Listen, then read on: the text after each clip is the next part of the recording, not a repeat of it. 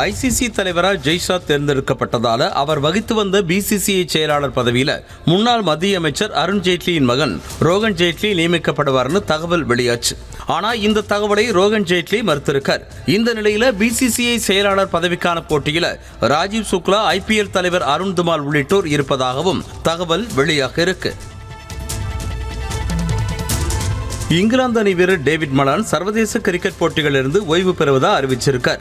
2017 ஆண்டு டெஸ்ட் போட்டிகளில் அறிமுகமான டேவிட் மலான் தற்போது வரை 22 டெஸ்ட், 30 ஒருநாள் மற்றும் 62 T20 போட்டிகளில் விளையாடி இருக்கார்.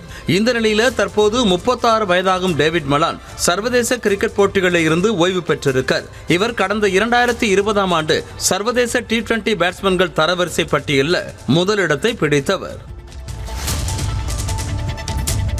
2025 ஐபிஎல் லக்னோ அணியோட ஆலோசகரா இந்திய அணியோட முன்னாள் வேகப்பந்து வீச்சாளர் ஜாகிர் கான் நியமிக்கப்பட்டிருக்கார். கடைசியா லக்னோ அணிக்கு 2023 கௌதம் கம்பீர் ஆலோசகரா செயல்பட்டார்.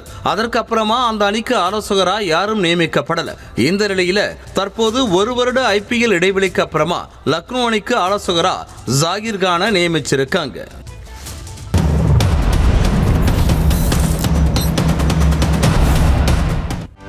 செய்திகளை உடனுக்குடனும் துல்லியமாகவும் தெரிந்து கொள்ள சப்ஸ்கிரைப் பண்ணுங்க.